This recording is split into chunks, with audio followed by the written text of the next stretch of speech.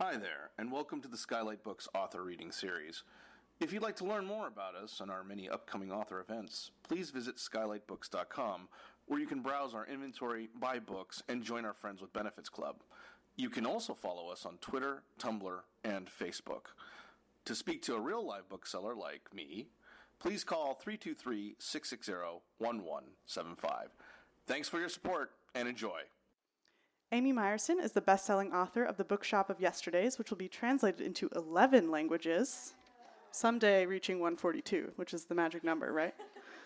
She has been published in numerous literary magazines and teaches in the writing department at the University of Southern California, where she completed her graduate work in creative writing. Originally from Philadelphia, she currently lives in Los Angeles. Her new novel, The Imperfects, will be published in May 2020, and she'll be having an event here at Skylight, so we'll see you back. All right. April Dávila received her undergraduate degree from Scripps College before going on to study writing at USC. She was an artist in residence at the Dorland Mountain Arts Colony in 2017 and attended the Squaw Valley Community of Writers in 2018. In 2019, her short story Ultra was nominated for a Pushcart Prize. A fourth-generation Californian, she lives in La Cañada, Flint Ridge, with her husband and 2 children. She is a practicing Buddhist, half-hearted gardener, and occasional runner. 142 Ostriches is her first novel. Please give a warm Skylight welcome to April Davila and Amy Meyerson.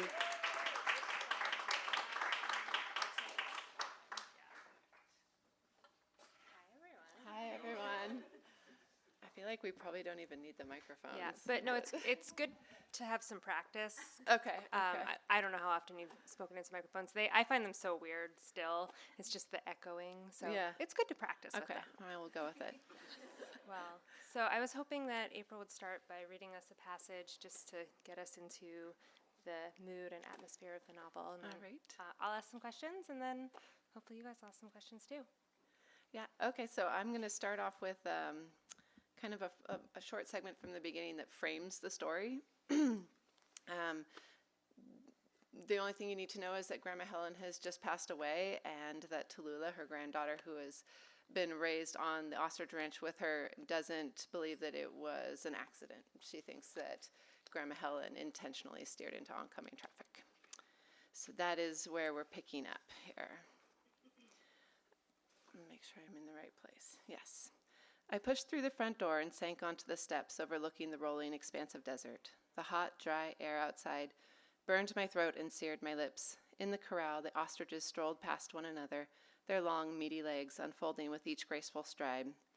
Grandma Helen had convinced me after I graduated from Victorville High not to go off to college like my friends. She even gave me a small raise for my work on the ranch, and at first I gloated about making money while my friends all took on debt. But as time went by and I saw online that they were making their way in the world while I continued to do the same shit I'd done for years, I got antsy. I applied for a job with the Forest Service, but didn't say anything about it to Grandma Helen. Not until they asked me to come in for an interview. When I did break the news, she dropped her fork mid-meal and left the room. We didn't even argue. I cleaned her plate along with mine and reminded myself that I'd known she'd be upset. It would pass. Her objections ticked up a notch after I passed the physical exam for the job. She stubbornly insisted that she needed me on the ranch. When I argued she could hire someone to do my job and for less, she grew sullen, hardly speaking to me for days. It wasn't until my final acceptance letter arrived, telling me I'd been temporarily assigned to a fire prevention hand crew in Montana, that her anger boiled to the surface and we argued about it. She'd wanted me to stay, and when I said no, she put everything in my hands and bailed, knowing I was the only one who could run the ranch in her absence. It was a dirty trick. Back inside the house, I dragged Grandma Helen's address book across the table and flipped to J. The first entry was for Joe Jarrett of the JJ Ostrich Operation out of Yuma. Joe Jarrett had been salivating over our ranch for decades. Every few years, he sent a purchase offer that Grandma Helen rejected without even reading. I dialed Joe Jarrett's number.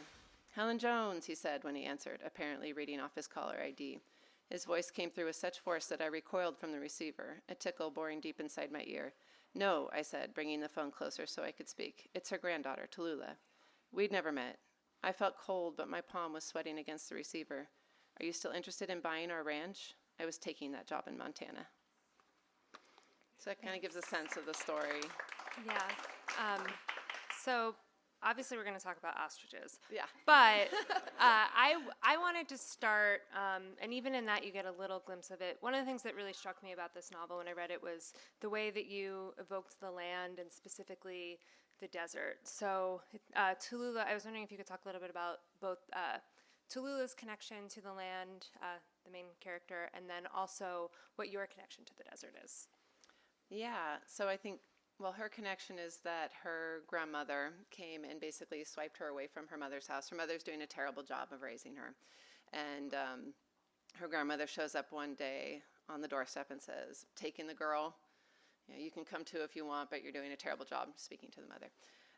And the one bit of the story, so when I first started writing, it was loosely based on my mom's experiences growing up on a dairy farm. And over the years, pretty much everything that was true has fallen away. These are all fictional characters at this point. But that one scene is actually true to life. That actually happened. My mother's grandfather showed up on the doorstep of the house and said to my grandmother, my mom's mom, "You're doing a terrible job taking the kids. You can come too if you want." That's like a quote. And so that one line is actually the only thing in the book that remains from the true story. So Tallulah's connection to it is that her grandmother rescued her from her mother's house. Not that she knew she needed rescuing, but that's how it came out. And then my connection is actually that I went to Scripps College and started going to desert parties and just fell in love with the desert. Would have so much fun out there that I decided I needed to be an ecology major so that I would have more reasons to go out there. So then I got deeper into the desert, actually studying the ecology, and I did some research out there for my thesis project, and I just love the desert. It's beautiful. Yeah. I always think of you as a desert girl, even though I don't really know what that means. But it's always seemed to be a part of your identity. So it's great that you were able to set the book there. I guess one question I had, not knowing a ton about ostriches, was ostrich farms don't have to be in the desert, though. They don't have to be. They do have to be fairly dry. Like there was one in Pasadena. There's one in Santa Barbara. You couldn't have one in like Seattle. Okay. They don't wet do is well. bad. Yeah. Okay. They're made for to dry know. climates, but it doesn't have to be desert per se. Got it. Yeah.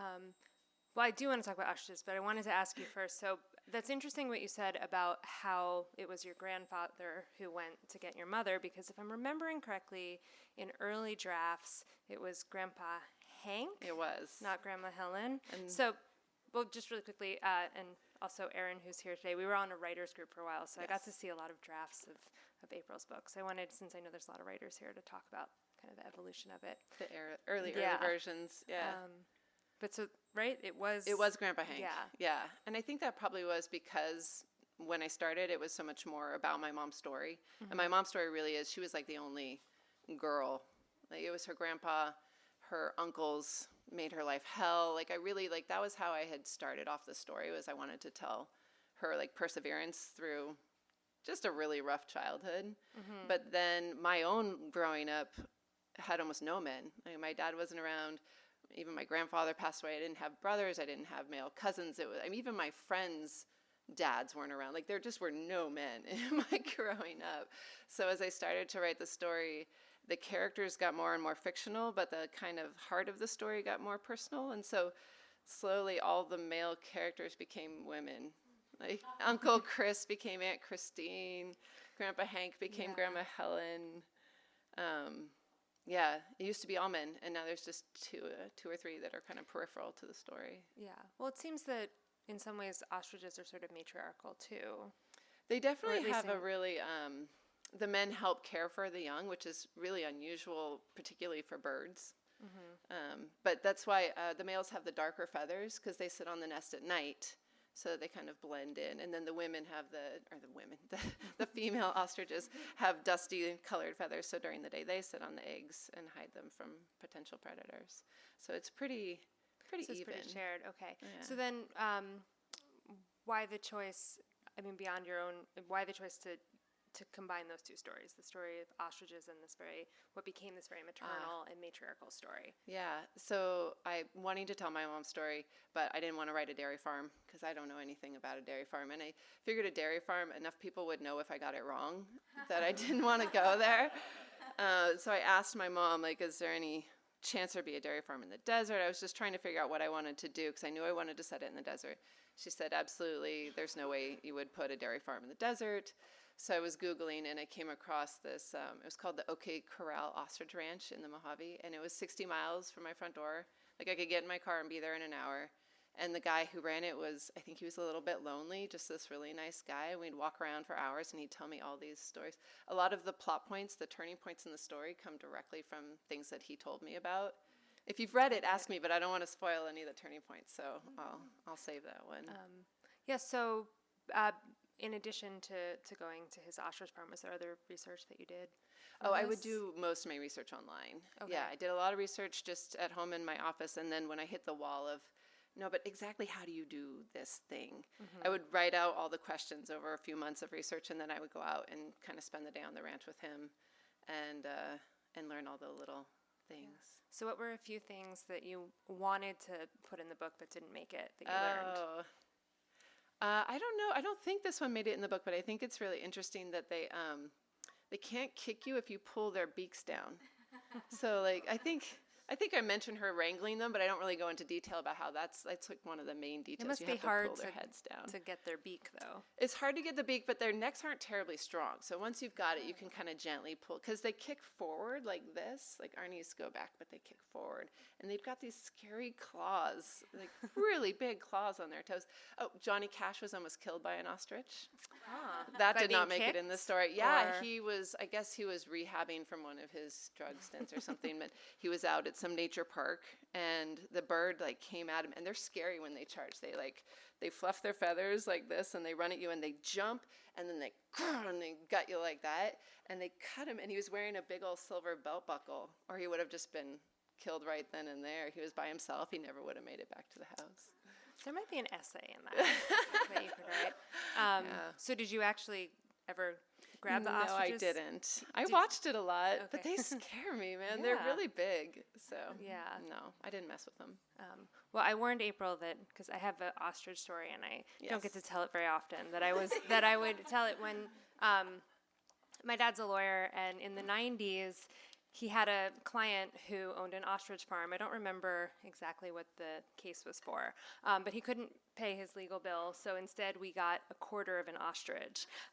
Not to, 25% of an ostrich, I should say, but I always pictured it as a kid as like the back leg. And so it was a female ostrich on a farm that I think is similar to Tallulah's, and every month we would get, her name was Olivia, and every month we would get this video of Olivia getting older, and that was the era when ostrich was sort of advertised as the next thing to like the better than red meat. It was going to be this in the 80s. It was like a big thing. Yeah, but then it never really took off. It's kind of gamey. Is that why? Yeah, like it's really high protein and low fat, but it just isn't. It's not beef. Like it doesn't have that same like satisfying taste. Yeah. So have you eaten it? I guess that's kind of a morbid question to ask. I had a bite. I wasn't a huge fan. Yeah. And also when I went out to visit the farm, an early on plot point is that she is deciding to sell the ranch. She doesn't want to stay. And the birds stop laying eggs, which throws a wrench into the whole plan to sell the farm. And that is one of the plot points I took from visiting, because this guy Doug, the first time I visited, the birds, he had just gotten them to start laying again because there had been arsenic in the water from the cement plant down the road. And he had to go like all Aaron Brockovich on them and like get the water cleaned up. And then the birds started laying eggs again. So he tells me this story, and he's like, and I got some meat. You want some meat? I'm like, do I want the arsenic burger? Not so much. Yeah. I bought a little bit to be polite, but I tried a bite, and I didn't let the kids eat any. I was like, no, it's not for you. So is there in the ostrich farming sort of a divide, like there is in the novel, between those who raise birds to be sent to kill and those who raise them for There eggs? seem to be, yeah. In fact, like if you go to the ostrich farm in Santa Barbara, they do sell the eggs, but their main business is tourism. And it's actually spectacular. If you ever have the chance to go to the Santa Barbara, it's called the Ostrich Land USA. And you can like put your face through the hole, and like so it looks like you're riding an ostrich, and they have a fence, but the ostriches pretty much roam free, and then they come up because they know they get treats. And then they get like I took the kids out there a couple weeks ago to get an egg. And the birds were randy. They were, Yeah. I think it was like mating season or something. There were a lot of questions. From your children. From the children. Got it. Interesting. But it's fun if you ever get a chance. Yeah. So what is this? What is the state of the industry as Tallulah finds it in the book? Yes, so I don't think the industry changes much. There was like a big boom in the 80s, and then it kind of leveled out to it's a novelty item. Like in Vegas, they'll have ostrich omelets, or they'll have ostrich meat for the buffets. You know, they do the big giant buffets. But it's more of a novelty thing than anything at this point. So don't go into the market too much in the book. So I didn't research it too intensely. And so, wait, I have to look at my cheat sheet for a second. In terms of, well, so let's talk a little bit, because I'm sure everybody's interested. I know I'm interested, even though I got a sort of side seat to it. Talk about how this book evolved over time. We mentioned a little bit that it became more matriarchal, but you worked on this for a few years. Long time. So what changes did you make that taught you about writing? What things were you sad to see go? How has this book evolved? Yeah, so it was my thesis project for MPW. Had to turn in 100 pages? It was something like that. And I didn't really know what the story was, so I just started writing. And so I would get to the end of the draft, and then I would decide, oh no, it needs to be more like that, and I would go back to the beginning and rewrite it in that direction, and then I'd change my mind and come back and write it. And I just kept rewriting it, and there were so many, like there was a version where she was an outlaw, like she robbed a bank. There was a version where it became a road trip story, like she forced into selling the farm, so she like kidnaps two of the birds and like hits the road. There was a version where one of the characters, who's still in the book now, was a mute monk. I remember that version. Yeah, that was a weird version. Oh, my favorite that I stuck with for a long time. She saves the farm by throwing a rave, which is basically hosted by this raver girl that she finds like half dead in the desert. She like nurses her back to health, and then they like throw a party. You remember that one? They throw a party to raise money to save the ranch, and it was like an 80s movie. It was. Yeah, but I remember that character. I loved that character, which is why I think she hung in for so long, because. Yeah. And I think she actually kind of became the mom. Like I think the mom has a lot of those characteristics that I loved about that character. I think so too. When I'm not giving anything away here, but when the mom returns to the ranch, or to the farm, she did seem a lot like the Sunday. Good old Sunday. I had like 80 pages of Sunday that I just refused to cut for like 6 drafts, and then I finally had to come to terms. Kill your darlings. Yeah. Exactly. So what made you decide to let her go? What did decide? I think Rita Williams. Most of you probably know Rita. She read it for me and gave me some really great feedback. She said because when she read it, it was a meat farm, and she said, you're going to have a lot of trouble like building sympathy for a character who is like sending birds to slaughter. That's just a tough one. Because she grew up on a farm in Denver, and she's like, this, you might consider changing that, which I thought was a really good note. That's interesting. I don't remember when it was a meat farm. Why was that why did it start as a meat farm? Because I didn't realize that there was a different version. Like all the farms that I'd researched were just meat and leather. I mean, that's, if you want to make money at it, or a lot of money, I should say, that's the way you would go. She also had the advice she said, you're missing the first 100 pages. Because the story used to start for a long time from when I turned it in for my thesis project. It started at what is now like page 100. So Rita was like absolutely right. She's like, you have to tell all the stuff that gets you up to this point. So I don't know, if you ever need a good reader, Rita's your girl. She gave me some great advice. Yeah. So I know you've been working on a new project as well. So what have you taken from what you've learned from this book? Outlining. Okay. Yeah, I promised to myself I would never, ever write another book without outlining, because it just took me so long to find the story. I didn't know what it was supposed to be or what I wanted it to be, so I just wrote in circles. And then I remember one time sitting at the coffee shop in Silver Lake and opening my laptop and like literally feeling like I was going to throw up, looking at it and being like, I can't work on this anymore. And so I started, when I needed a break from Tallulah, working on novel number 2, but I started working in an outline. So I wrote like this 2-page outline, which became a 6-page outline. And then I would put it away and work on Tallulah some more, and then it became a 20-page outline. So by the time I actually finished this book and started writing novel number 2, I had a 60-page outline, and I basically was just like writing the scenes that were already in my head. And it was so much easier. Yeah. Yeah, and it actually had a story. Like, went from A to B, and Yeah. Well, I wonder if there wasn't as much, because you were still working on this one, there wasn't as much pressure on that, which enabled That's it to probably- be a little easier. So if there was one thing you wanted readers to take away from this novel, what would it be? Oh, that's a good question. I don't know. That is a good question. I think learning to be happy where you are is kind of where I ended up with it. Of I don't know, for a long time in my life, I was always kind of moving on to the next thing, always wanting to whatever was next, and not really appreciating where I was.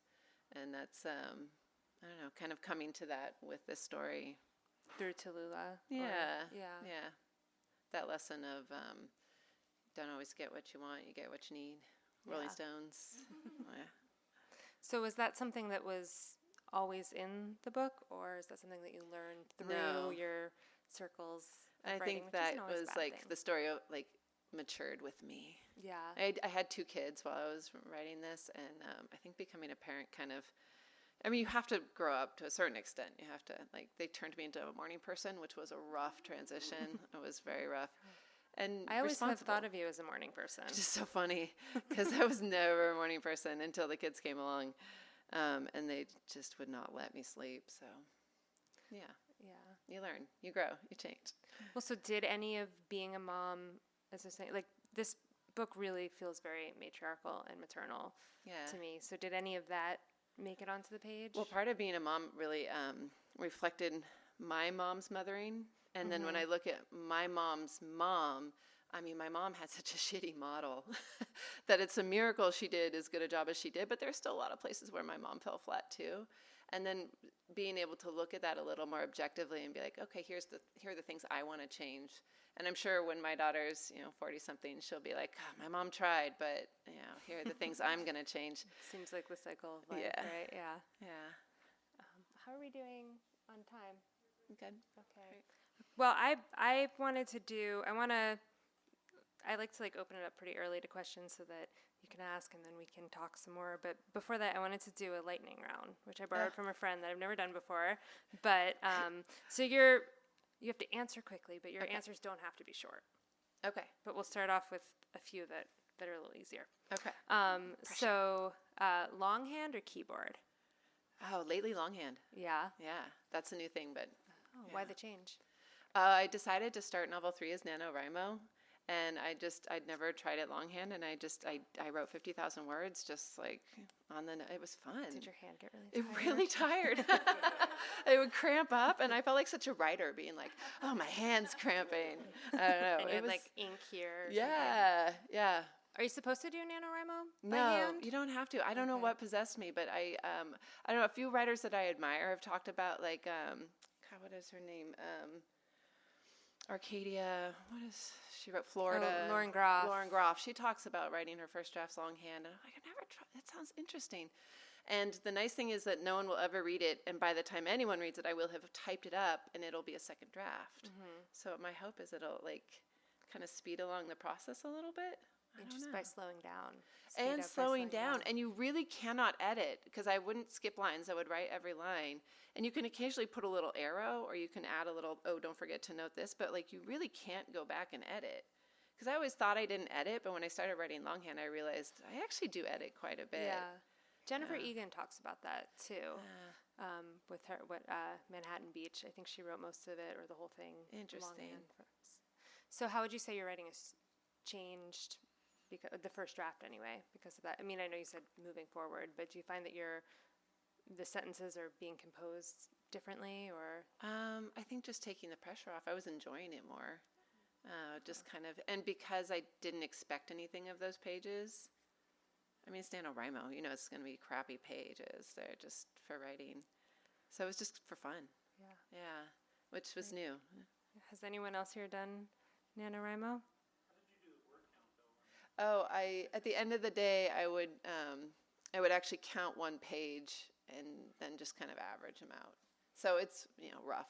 But I did round down to try to be fair. What's that? I got 50,000. I mean, in theory, yeah. Yeah. And then it becomes 20,000 or something. Yeah, later. yeah. I'm sure it'll be much shorter by the time it's all revised. Yeah. Okay. What's your favorite word or a favorite word? Sequoia. Sequoia. I'm really into words that have all 5 vowels. Are there a lot? There are a lot of them. Like dialogue is one. I'm going to draw a blank on. That sounds like a Jeopardy category. It does, doesn't it? Yeah. Yeah, I'm fascinated by. And sequoia is a really interesting word because the sequoia tree was named after a Native American from the South who never saw a sequoia tree. But he developed, I guess he was the first to write down, I think he was Cherokee, I may be getting that wrong. But he was the first to actually put his native tongue into like a written language. And so someone here on the West Coast, I'm forgetting who, named the tree after him as like an homage, but he like never even saw one. So does that come to play in your new book? No, but I did book? learn that while I was researching the new book. Yeah. If April has on her website, she has lots of fun facts about California that she's learned from researching her new novel. All those like facts that are really interesting but would never work in fiction. It's good to have a place for those because then you feel like you're using them and you're not forcing them into the book. Yeah, because they're no good that way. Yeah. So what about least favorite word? Or one of your favorite word. Or maybe your least favorite with all the vowels. No, they're all good with all the vowels. Okay. Least favorite word. I don't know. I kind of go around on different words. There was one just the other day. What was I saying? I can't remember. Let's come back to it. It'll come to me. Okay. Your favorite book from childhood? Panda Cake. I don't It's know really Panda obscure. Cake. Mama's making a panda cake. I don't even know. Like, it's not one of the classics, but my sister learned to read. She was a year younger than me, and that was the book that she learned to read with, and she would read it out loud like so many times that we memorized it. And it's all about like Mama's making a panda cake, and it lists all the things that she'll need, and then the little cubs go out and they get the berries and they get the nuts, and then I don't know, fond memories. Yeah. So did you read it to your kids as well? Oh yeah. Yeah. And did they like it as much as you did? Not as much. They're like, eh. That's also kind of the cycle of life, probably, yeah. Right? What is a book you wish that you had written? House of the Spirits. Okay. How come? I mean, I love that book. Oh, I just, the magic realism, but also like the family story, the Latino side of it. My husband's from Ecuador, so I don't know, I kind of like fell in love in Spanish. My Spanish isn't great, but we would like get together with this whole Ecuadorian crowd and dance all night and just struggle to have conversations. And the more tequila you have, the better your Spanish gets. So that was, I don't know, something about the Spanishness of her stories. And then the fact that she actually lives in the Bay Area now, I think, or at least she did for a while. I know she lives in the U.S. Yeah, I think so. Yeah. So she had this whole like South America to Bay Area thing that kind of echoed my husband's journey. And I'm a big fan of magic realism, but on the more realism side, like stories that kind of drop magical things in as if they're nothing and don't even really address them. They're just like, yep, that's what happened. So is that, I want to keep with these, but is that your second book, I know, is sort of a more sweeping book about California. Yeah. Does that have magical elements in it? It does. It's an epic story. It spans 300 years, and it follows one couple from the 1700s to modern day, and they are under a curse or spell, depending on how you look at it, where they won't age or get sick or get injured until they have children. Mm-hmm. And so the story's very much about their adventures along the way, but it's kind of a big metaphor about how, at least for me, I didn't really realize I was aging until I had kids. And then all of a sudden you're like celebrating their first birthday and their second birthday and their third birthday. You're like, but I'm not aging. Like, what's happening here? And so having to kind of address my own mortality once I became a mother, it's that was the idea for the story.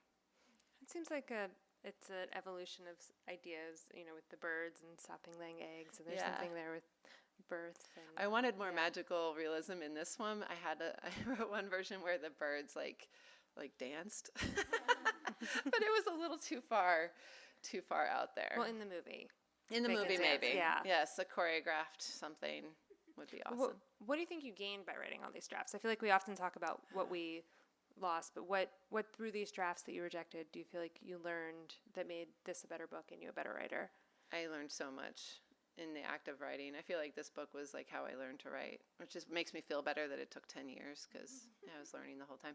I blog a lot about it, like the specific things like your character needs to want something and conflict in a room and being careful with dialogue and just all those it's little always things. the basic stuff that takes the longest to learn. Yeah. Or at least to get good at. Like, but then you will reread it and you're like, I did that annoying thing again. Yeah. Yeah. Well, and sometimes it's more annoying to you than it is to other people. True.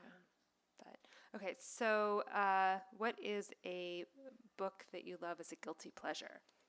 Twilight. So what do you love about Twilight? And you said it with such relish that... I reread it with my daughter, and I told her, I was like, okay, you have to understand this book. Like, we're not reading quality literature here. Because my daughter's a really big reader, and she loves fantasy and sci-fi, and then every now and then I'll bribe her to read something like Steinbeck. Like, actually pay her over the summer to, like, read Steinbeck. How much does she get paid to read Steinbeck? For, like, $5 a book. It's not crazy, but she's really dollar motivated. So $5 to read some Steinbeck seemed like a good deal. But then for bedtime, we were reading Twilight, and I chose it because I wanted something that would last us a while, and they're really long. I mean, those books really could have been one if she had just edited it down.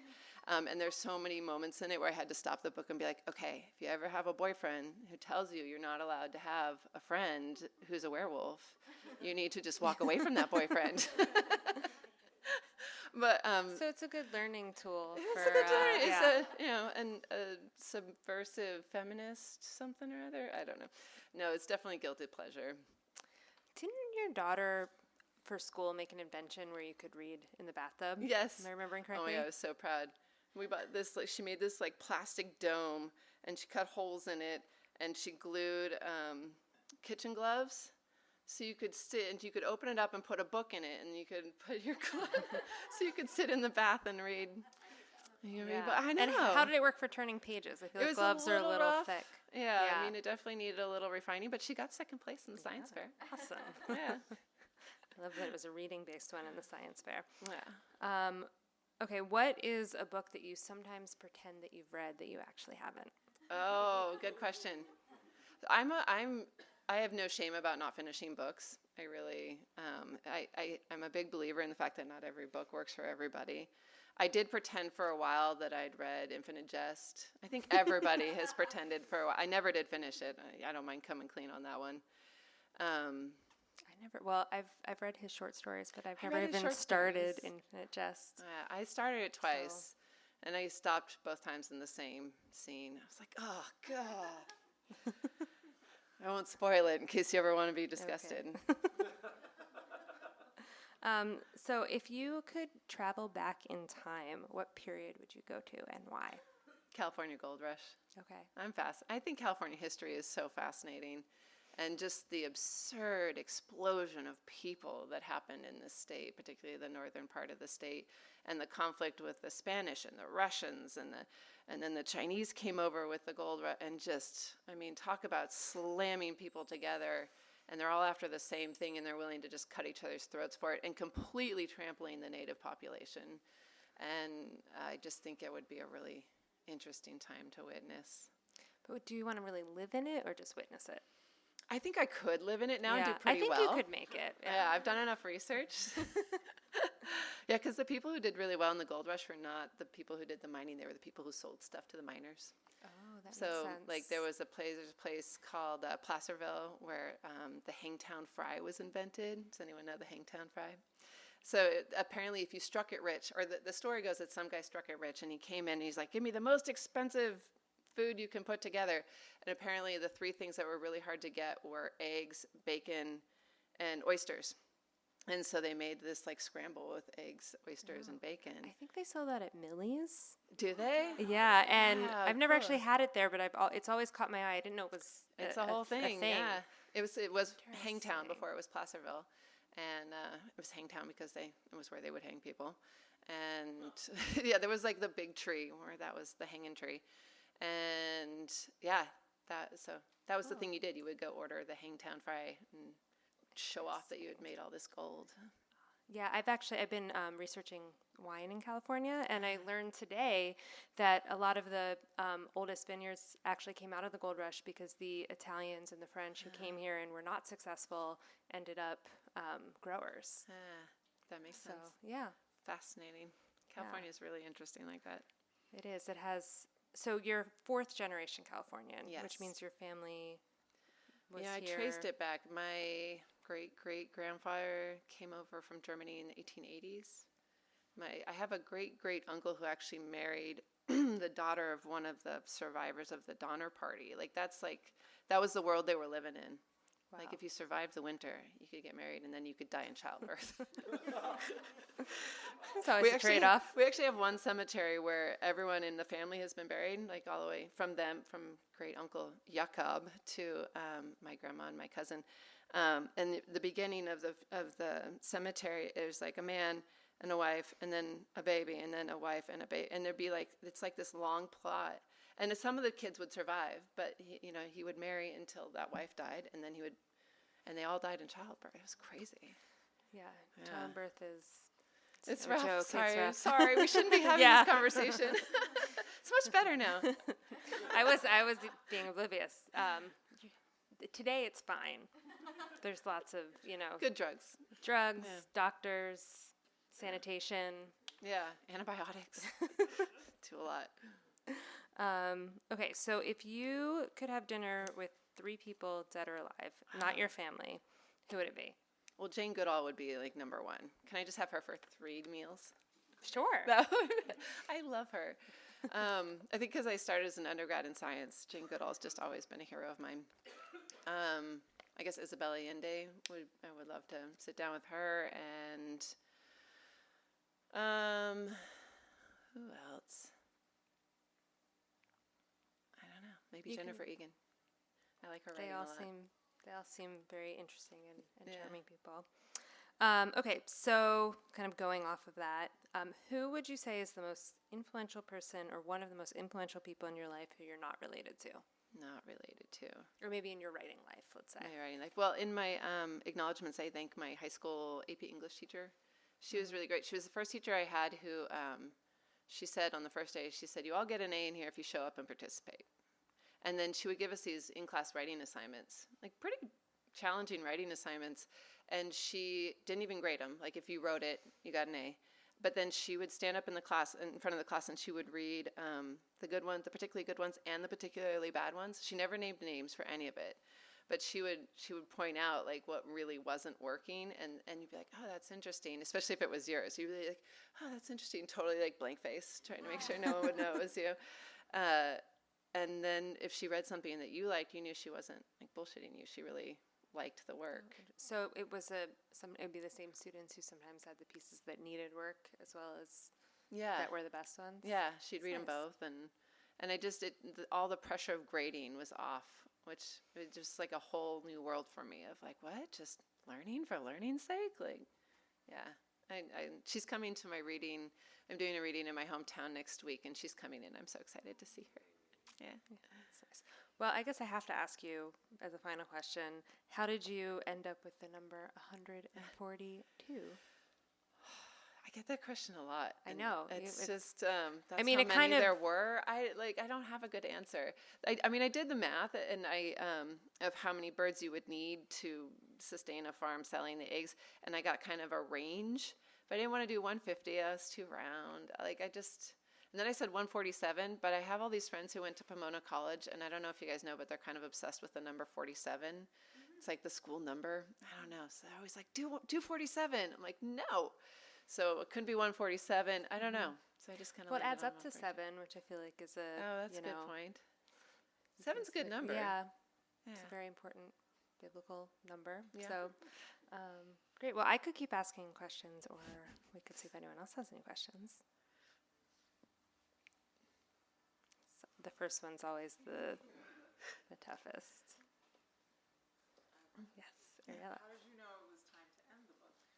Oh, I It's a good question. I wrote and wrote and wrote so many drafts. And then I was actually at the Writer's Digest novel writing conference. And I sat in on this, I was presenting there, I was doing a talk on Scrivener, but I sat in on this other presentation, and the guy there, and I wish I could remember his name, I wrote it down, but he was talking about how themes and how you know what your story's really about. It's the difference between this and this. And he's like, you have to fill in the this so you know what your story is about. And I realized after it'd been like 7 years working on this draft that it was the difference between this girl pulling her head out of the sand and like really honestly looking at her own life. And I had this like, oh my gosh, that's such a metaphor with the ostrich. And I like ran home and did one more draft, and I was like, this is it. I just got really excited about, I felt like I finally figured out like the deeper what it was about. The A line was solid, but the B line just never really fell into place until this guy said something that triggered it, and then I felt like it was done. So from there, how did it evolve once you were working with an agent and an editor? Yeah, I finished, that was when I went to Dorland, and I did that final pass on it, and that was in November 2017. Then I took December off, and then in January I queried agents, and I got an agent pretty quickly. We did a few revisions, not too much, and then shopped it around and just kept getting rejected for like 6 months. But like really contradictory rejections. Like one reader liked the character but not the story, and then one loved the story but not the characters. And I asked my agent, like, should I rewrite? And he said, well, if everyone was saying the same thing, we'd rewrite, but it sounds like it just needs to find a home. So finally did. My editor had me add stuff about the mom. So I just kind of beefed up some of the stuff about the mom, and then a little bit around the boyfriend. But not a ton of edits. Yeah. Not on the larger story scale. I did do a lot of line edits. Well, maybe it's because you really knew what it was about, and that was apparent on the page. Yeah, when they hope so. Yeah. What other questions do people have? Yeah. What was the hardest part to write? I think the hardest part to write was finding some sympathy for my villain, because the villain was based on my uncle, who I have trouble having sympathy for as well.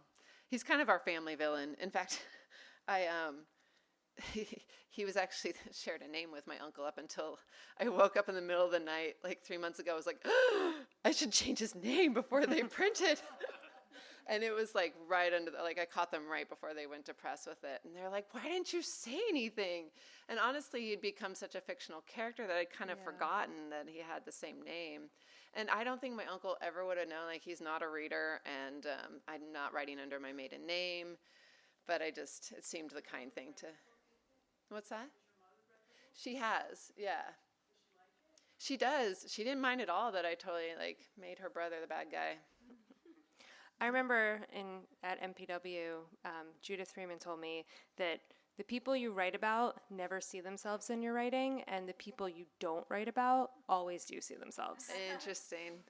And I've thought about that a lot, because we all borrow from people in our lives. Well, and my mom does not see herself in the mother character at all, which I think is really funny. It's that, yeah. There's a lot of my mom in her. Yeah.